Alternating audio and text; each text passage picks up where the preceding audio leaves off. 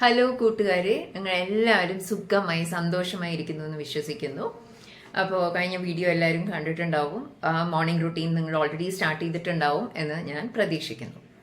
Okay, അപ്പോൾ പെട്ടെന്ന് ഇന്നത്തെ വീഡിയോയിലേക്ക് കിടക്കാം. ഇന്ന് ഒരു വളരെ ഇമ്പോർട്ടൻ്റ് ആയ area of our life, relationships. Okay, ഇന്നത്തെ കാലത്ത് പലരും റിലേഷൻഷിപ്പ് ചാലഞ്ചസ് ആയിട്ട് വളരെ ബുദ്ധിമുട്ടും സങ്കടവും അനുഭവിക്കുന്നവരാണ്. ഓക്കെ, അപ്പോൾ ചില കാര്യങ്ങൾ, ചില ടിപ്സ് ഫോളോ ചെയ്യുന്നതുകൊണ്ട് നമുക്ക് നമ്മുടെ സുഹൃത്ത് ബന്ധങ്ങൾ, നമ്മുടെ ഫാമിലിയുമായിട്ടുള്ള, നമ്മുടെ ക്ലോസ് ഫ്രണ്ട്സ് ആയിട്ടുള്ള റിലേഷൻഷിപ്സിനെ കൂടുതൽ സ്ട്രോങ്ങർ ആക്കാം, ആ ബോണ്ടിങ് കുറച്ച് ബെറ്റർ ആക്കാം. ഓക്കെ, അപ്പോൾ അതെന്തൊക്കെയാണെന്ന് കാണാം.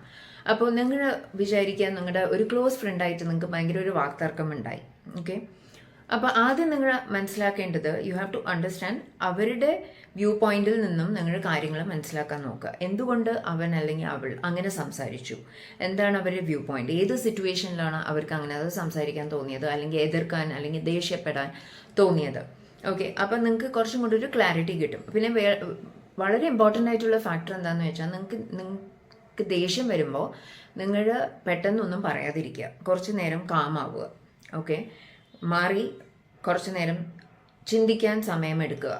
എന്താണ് സംഭവിച്ചത്, എന്തുകൊണ്ടാണ് ഇങ്ങനൊരു തർക്കത്തിനിടയായത്, അല്ലെങ്കിൽ എന്തുകൊണ്ട് ആ വ്യക്തി എന്നോട് ഇത്രയും രോഷമായി ദേഷ്യമായിട്ട് സംസാരിച്ചു.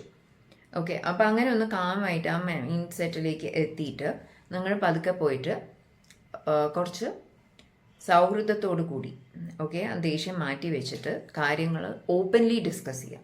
കാരണം പല സമയത്തും റിലേഷൻഷിപ്പിൽ വിടവുണ്ടാവുന്നത് ലാക്ക് ഓഫ് കമ്മ്യൂണിക്കേഷൻ അല്ലെങ്കിൽ മിസ്അണ്ടർസ്റ്റാൻഡിങ്. ഓക്കെ, അപ്പോൾ ഈ തെറ്റിദ്ധാരണകൾ മാറ്റണമെന്നുണ്ടെങ്കിൽ എന്താ ചെയ്യേണ്ടത്, ഓപ്പൺ ആയിട്ട് കമ്മ്യൂണിക്കേറ്റ് ചെയ്യണം. എന്താണ് നിങ്ങളുടെ മനസ്സിലുള്ളത്, എന്തുകൊണ്ടാണ് നിങ്ങൾ അങ്ങനെ സംസാരിച്ചത്, ഓക്കെ, നിങ്ങളുടെ വ്യൂ പോയിന്റ് എന്താണ്. അതുപോലെ തന്നെ മറ്റേ വ്യക്തിയുടെയും വ്യൂ പോയിന്റ് മനസ്സിലാക്കുക, അവരുടെ സിറ്റുവേഷൻ, അവർ നിൽക്കുന്ന സ്ഥിതി എന്താണെന്ന് മനസ്സിലാക്കി അതനുസരിച്ച് പ്രവർത്തിക്കുക. ഓക്കെ, അപ്പോൾ ഓപ്പൺ കമ്മ്യൂണിക്കേഷൻ ഒരു വലിയ ഇമ്പോർട്ടൻറ്റ് ഫാക്ടറാണ്. അതിന് സമയം കണ്ടെത്തിയേ മതിയാവുള്ളൂ. എന്തെങ്കിലും ഒരു തെറ്റിദ്ധാരണ ഉണ്ടെങ്കിൽ മനസ്സിൽ ഈഗോവും ദേഷ്യം വെച്ചിട്ട്, ഓക്കെ, അവൾക്ക് അങ്ങനെ ആണ് എൻ്റെ അടുത്ത് സംസാരിക്കേണ്ടെന്നുണ്ടെങ്കിൽ ശരി, എനിക്കും വേണ്ട എന്നുള്ള ആ ഈഗോ നിങ്ങൾ മാറ്റി വെച്ചിട്ട് ഓപ്പൺലി കമ്മ്യൂണിക്കേറ്റ് ചെയ്യുക. കാരണം നമ്മൾ കൂടുതൽ ആ സങ്കടം അല്ലെങ്കിൽ ആ വേദന നമ്മുടെ മനസ്സിൽ വെച്ചുകൊണ്ടിരിക്കുമ്പോൾ നമ്മൾക്ക് തന്നെയാണ് ആ ഹാനി. ഓക്കെ, നമ്മളെ തന്നെയാണ് നമുക്ക് അസുഖങ്ങൾ ഉണ്ടാകാൻ സാധ്യതയുണ്ട്. സ്ട്രെസ്, ആങ്സൈറ്റി, ദേഷ്യം, ഓക്കെ, ഇംപേഷ്യൻസ്, ഇങ്ങനത്തെ പല സ്റ്റേജസിൽ കൂടിയും നമുക്ക് പോകേണ്ടി വരും. ഓക്കെ, അപ്പോൾ അതെല്ലാം അവോയ്ഡ് ചെയ്തിട്ട് ഓപ്പൺലി കമ്മ്യൂണിക്കേറ്റ് ചെയ്യാം. ഇനി ഓപ്പൺലി കമ്മ്യൂണിക്കേറ്റ് ചെയ്യാൻ പറ്റാത്ത ഒരു ആളാണെങ്കിൽ ബോസോ, ഓക്കെ, മാനേജർ, അല്ലെങ്കിൽ നിങ്ങളുടെ അടുത്ത സുഹൃത്തല്ല, നിങ്ങൾ അത്ര ഓപ്പൺലി കമ്മ്യൂണിക്കേറ്റ് ചെയ്യാൻ കംഫർട്ടബിൾ അല്ല എന്നുള്ളൊരു സ്ഥിതിയാണെങ്കിൽ കുറച്ച് കാലത്തേക്ക് അത് ഇഗ്നോർ ചെയ്യുക, അത് വിട്ടുകളയുക. നിങ്ങളുടെ മനസ്സിൽ അത് പിടിച്ചുകൊണ്ടിരിക്കേണ്ട. ഓക്കെ, അങ്ങനെ പറഞ്ഞു, ശരി, ഞാൻ അതിന് മാപ്പ് കൊടുത്തിരിക്കുന്നു, ഐ ഫർഗിവ്, ഞാനത് മറക്കാം.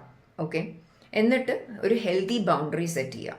അപ്പോൾ ഒരാളുടെ സ്വഭാവം മനസ്സിലായാൽ നമുക്കറിയാലോ എത്രത്തോളം അടുപ്പിക്കണം എന്ന്. അപ്പോൾ അങ്ങനെ നിങ്ങളോട് ദേഷ്യമോ അല്ലെങ്കിൽ കമാൻഡിങ് ആയിട്ട് സംസാരിക്കാനുള്ള ഒരു അവസരം നിങ്ങൾ ഉണ്ടാക്കി കൊടുക്കരുത്. ഓക്കെ, അതിനാണ് ഹെൽത്തി ബൗണ്ടറി സെറ്റിംഗ് എന്ന് പറയുക. അപ്പോൾ ഏതുവരെ നമ്മൾ വീടിനൊക്കെ മതിൽ കെട്ടില്ലേ, ചിലവർക്ക് മാത്രമാണ് ഗേറ്റ് കൂടെയുള്ള എൻട്രി. ഓക്കെ, അല്ലാതെ വഴിയിൽ പോകുന്നവർക്കൊക്കെ കയറി നടക്കാനുള്ളതല്ല നിങ്ങളുടെ വീട്. അതേപോലെ തന്നെ നിങ്ങളുടെ വീട്ടിനുള്ളിലും ചിലവർ ലിവിങ് റൂമിൽ വരെ ഇരുത്താറുള്ളൂ, എല്ലാവരെയും നമ്മുടെ കിച്ചണിൽ അല്ലെങ്കിൽ ബെഡ്റൂമിൽ കയറ്റാറില്ല. ഓക്കെ, അത്രത്തോളം അടുത്ത് ഉള്ളവർ അല്ലെങ്കിൽ സ്വന്തക്കാരെ മാത്രമേ നിങ്ങൾ വീട്ടിൻ്റെ അകത്തേക്ക് കടത്താറുള്ളൂ. അതേപോലെ ഒരു ഹെൽത്തി ബൗണ്ടറി നിങ്ങൾ സെറ്റ് ചെയ്യണം. ഓക്കെ, ആർക്കും എന്തെങ്കിലും വന്ന് പറഞ്ഞിട്ട് പോകാനുള്ളതല്ല. ഓക്കെ, നിങ്ങൾക്ക് നിങ്ങളുടേതായ ഒരു സെൽഫ് എസ്റ്റീം ഉണ്ട്, അത് മറികടക്കാൻ, ആ ഹെൽത്തി ബൗണ്ടറി നിങ്ങൾ സെറ്റ് ചെയ്ത് കഴിഞ്ഞാൽ ആ ബൗണ്ടറി മറികടക്കാനുള്ള സ്വാതന്ത്ര്യം നിങ്ങൾ എല്ലാവർക്കും കൊടുക്കരുത്. ഓക്കെ, അത് പ്രാക്ടീസിൽ കൂടെ വരുള്ളൂ. പലപ്പോഴും നമ്മൾ ആലോചിക്കുമ്പോൾ അങ്ങനെയൊക്കെ ചെയ്ത മറ്റുള്ളവർക്ക് എന്താ തോന്നുക, പക്ഷെ നമുക്ക് നമ്മുടെ മനസ്സമാധാനമാണ് ഇമ്പോർട്ടൻറ്റ്. ഓക്കെ, അപ്പം നമ്മളടുത്ത് എങ്ങനെ പെരുമാറണമെന്ന് നമ്മൾ ഡിസൈഡ് ചെയ്യും. അത് മറ്റുള്ളവർ എന്തു വേണമെങ്കിലും പറഞ്ഞിട്ട് പോകാനുള്ളതല്ല. അപ്പോൾ അത് രണ്ടാമത്തെ കാര്യം. മൂന്നാമത്തെ കാര്യം, വളരെ ക്ലോസ് ആണ്, നിങ്ങളുടെ വീട്ടിൽ തന്നെ താമസിക്കുന്നതാണ്. അപ്പോൾ ഹെൽത്തി ബൗണ്ടറി ഒന്നും സെറ്റ് ചെയ്യാൻ പറ്റില്ല. നിങ്ങൾ കുറേ കമ്മ്യൂണിക്കേറ്റ് ചെയ്യാൻ നോക്കി, എന്നിട്ടും അവർക്ക് മനസ്സിലാവുന്നില്ല. അത് ആരാവാം, സഹോദരങ്ങളാവാം, ഹസ്ബൻഡ് ഓർ വൈഫ് ആവാം, അച്ഛനമ്മമാരാവാം, ഓക്കെ, അപ്പോൾ അങ്ങനെയാണെങ്കിൽ നിങ്ങൾക്ക് ഭയങ്കര ഒരു ബുദ്ധിമുട്ടിൽ കൂടെ കടന്നു പോകുന്ന അവസ്ഥയായിരിക്കും. ഭയങ്കര വിഷമവും ദേഷ്യവും എല്ലാം കൂടെ. ഓക്കെ, എന്തെങ്കിലും നിങ്ങൾ ചോദിച്ചിട്ട് പെർമിഷൻ തരുന്നില്ല, അല്ലെങ്കിൽ നിങ്ങളോട് ഭയങ്കര ദേഷ്യത്തോടെയാണ് എപ്പോഴും സംസാരിക്കുന്നത്. അങ്ങനെയൊക്കെ ആണെങ്കിൽ വളരെ ഇഫക്റ്റീവായിട്ടുള്ള ബൈറൺ കേറ്റി എന്ന് പറഞ്ഞൊരു ഓഥർ, ഒരു മോട്ടിവേഷണൽ ഓഥർ, ദ വർക്ക് എന്ന് പറഞ്ഞൊരു ബുക്കിൽ എഴുതിയിരിക്കുകയാണ്. അതാണ് ട്രൂത്ത് ലെറ്റർ. ഓക്കെ, വളരെ ഇഫക്റ്റീവായിട്ടുള്ള ഒരു ടെക്നിക്കാണത്. ട്രൂത്ത് ലെറ്റർ എന്ന് പറഞ്ഞാൽ നിങ്ങൾ എഴുതാൻ തുടങ്ങുക, അയാളെ സംബോധന ചെയ്തുകൊണ്ട്. ഓക്കെ, അച്ഛനല്ല അമ്മ, അല്ലെങ്കിൽ നിങ്ങളുടെ ഹസ്ബൻഡ് ഓർ വൈഫ്. ഡിയർ എന്ന് പറഞ്ഞ് സ്റ്റാർട്ട് ചെയ്യാം. ഓക്കെ, നിങ്ങൾ ഇങ്ങനെ പെരുമാറിയത് എനിക്കിഷ്ടമായില്ല, എനിക്ക് വളരെ വിഷമം തോന്നി, എനിക്ക് ഭയങ്കര സങ്കടമായി നിങ്ങളിങ്ങനെ സംസാരിച്ചപ്പോൾ, അല്ലെങ്കിൽ എനിക്ക് ഭയങ്കര ദേഷ്യം വന്നു നിങ്ങളിങ്ങനെ സംസാരിച്ചപ്പോൾ. എന്തിനാണ് നിങ്ങളിങ്ങനെ ചെയ്തത്? ഒരു കോൺവെർസേഷൻ. ഓക്കെ, നിങ്ങൾ എങ്ങനെ ചെയ്യുമ്പോൾ, നിങ്ങൾ അവർ നേരിൽ കണ്ട് എങ്ങനെ സംസാരിക്കുമോ അതേപോലെ നിങ്ങൾക്ക് മനസ്സിൽ തോന്നുന്നതെല്ലാം ഒരു ലെറ്ററിൽ കൂടെ കമ്മ്യൂണിക്കേറ്റ് ചെയ്യുക. ഓക്കെ, ഈ ലെറ്റർ കൊടുക്കാനുള്ളതല്ല, ഓക്കെ, നിങ്ങളുടെ കയ്യിൽ തന്നെ വയ്ക്കാനാണ്. അതായത് നിങ്ങളുടെ മനസ്സിൻ്റെ ഭാരം നിങ്ങൾ കുറയ്ക്കുകയാണ്. ഓക്കെ, നിങ്ങൾ അങ്ങനെ പെരുമാറിയതുകൊണ്ട് എനിക്ക് ദേഷ്യം വന്നു, അങ്ങനെ ആ രീതിയിലല്ല സംസാരിക്കേണ്ടിയിരുന്നത്, എന്താണ് ചെയ്യേണ്ടിയിരുന്നത്, എന്താണ് നിങ്ങൾ പ്രതീക്ഷിക്കുന്നത്, എന്താണ് നിങ്ങളുടെ എക്സ്പെക്റ്റേഷൻ, എല്ലാം ആ ലെറ്ററിൽ ഡീറ്റെയിൽ ആയിട്ട് എഴുതുക.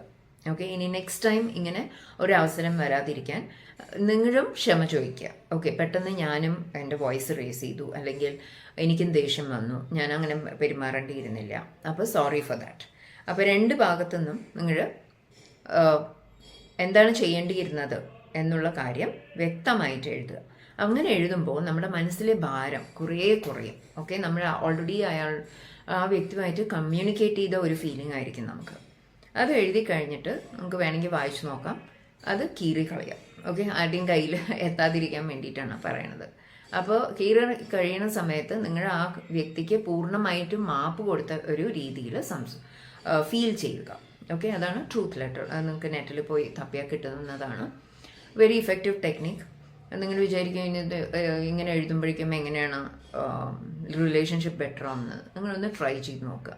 ഓക്കെ, ആൻഡ് ഫോർഗിവ്നെസ് എൻ്റെ പണ്ടത്തെ വീഡിയോയിൽ ഞാൻ പറഞ്ഞിട്ടുണ്ട്. നിങ്ങളുടെ മനസ്സിലെ ഭാരം കുറയ്ക്കുക. You don't hold on to grudges. Okay, ദേഷ്യം മനസ്സിൽ വെച്ച് പിടിച്ചുകൊണ്ടിരുന്നാൽ അത് നമ്മുടെ മൂഡിനെയാണ് സ്പോയിൽ ചെയ്യുക. ഓക്കെ, നമ്മുടെ ആരോഗ്യത്തിന് തന്നെ വളരെ ഹാനികരമാണ് നമ്മൾ ഈ ദേഷ്യം മനസ്സിൽ സപ്രസ് ചെയ്തുകൊണ്ടിരുന്ന. അപ്പോൾ അത് ഏത് രീതിയിലാണ് നിങ്ങൾ ലെറ്റ് ഔട്ട് ചെയ്യേണ്ടത്? ഒന്നില്ലെങ്കിൽ സംസാരിച്ചിട്ട് ശരിയാക്കുക, തെറ്റിദ്ധാരണകൾ മാറ്റുക, അല്ലെങ്കിൽ ഈ ട്രൂത്ത് ലെറ്ററിൽ കൂടെ നമുക്ക് വലിയൊരു റിലീഫ് കിട്ടും. അത് കഴിഞ്ഞ് ട്രൂത്ത് ലെറ്റർ എഴുതി കഴിഞ്ഞിട്ട് ആ വ്യക്തിയും എല്ലാവർക്കും പോസിറ്റീവ് സൈഡും ഉണ്ട്, നെഗറ്റീവ് സൈഡും ഉണ്ട്. ഓക്കെ, അപ്പോൾ ആ വ്യക്തിയിലെ പോസിറ്റീവ് സൈഡ്സ് എന്താണ്, ഒരു 5 പോസിറ്റീവ് ആസ്പെക്ട്സ് നിങ്ങൾ എഴുതുക ആ വ്യക്തിയെക്കുറിച്ചിട്ട്. ഓക്കെ, ആ വ്യക്തി വളരെ സോഷ്യലാണ്, അല്ലെങ്കിൽ സ്നേഹം വരുമ്പോൾ നന്നായി കെയർ ചെയ്യാൻ അറിയാം, എനിക്ക് കുറേ ഗിഫ്റ്റ്സ് തന്നിട്ടുണ്ട്, ഓക്കെ, എനിക്ക് വളരെ സപ്പോർട്ടീവ് ആൻഡ് മോട്ടിവേറ്റീവായി ഇരുന്നിട്ടുണ്ട്, അല്ലെങ്കിൽ ആ വ്യക്തിക്ക് ഭയങ്കര ഡിസിപ്ലിൻഡ് ലൈഫ് സ്റ്റൈലാണ്, അല്ലെങ്കിൽ നല്ല ഈറ്റിംഗ് ഹാബിറ്റ്സ് ആണ്. അങ്ങനെ നിങ്ങൾ അഡ്മയർ ചെയ്യുന്ന എന്തെങ്കിലും കാര്യങ്ങൾ ആ വ്യക്തിയിൽ ഉണ്ടാവും. അതുകൊണ്ടാണല്ലോ നിങ്ങൾ ക്ലോസ് ആയത്. ഓക്കെ, നിങ്ങളുടെ വേവ് ലെങ്ത് മാച്ച് ആവണത്, നിങ്ങൾക്ക് നന്നായിട്ട് ഇടപഴകാൻ പറ്റിയ അവരായതുകൊണ്ടായിരിക്കാം നിങ്ങൾ ക്ലോസ് ആയത്. ഓക്കെ, അപ്പോൾ എന്താണ് ആ വ്യക്തിയിൽ ഇഷ്ടമായത്, ഒരു 5 ലിസ്റ്റ് ഓഫ് തിങ്സ് എഴുതുക, എന്നിട്ട് അത് വായിച്ചു നോക്കുക. അപ്പോൾ നിങ്ങൾക്ക് തന്നെ തോന്നും, ഓക്കെ, ആ വ്യക്തി പൂർണ്ണമായിട്ടും ഒരു നെഗറ്റീവ് ആളല്ല, അല്ലെങ്കിൽ വെറുക്കാൻ ഉള്ള ആളല്ല, അവർക്കും നല്ല ആസ്പെക്ട്സ് ഉണ്ട്. ഓക്കെ, അപ്പോൾ ഇത്രയും ചെയ്ത് കഴിഞ്ഞാൽ നിങ്ങളുടെ റിലേഷൻഷിപ്സ് മച്ച് ബെറ്റർ ആവും. Okay, so happy relations. ഇത് വർക്ക് ചെയ്യാം. ഈ വീഡിയോ നിങ്ങൾക്ക് യൂസ്ഫുൾ ആയി തോന്നിയാൽ like, comment and share. Okay, so have a great day. Bye bye.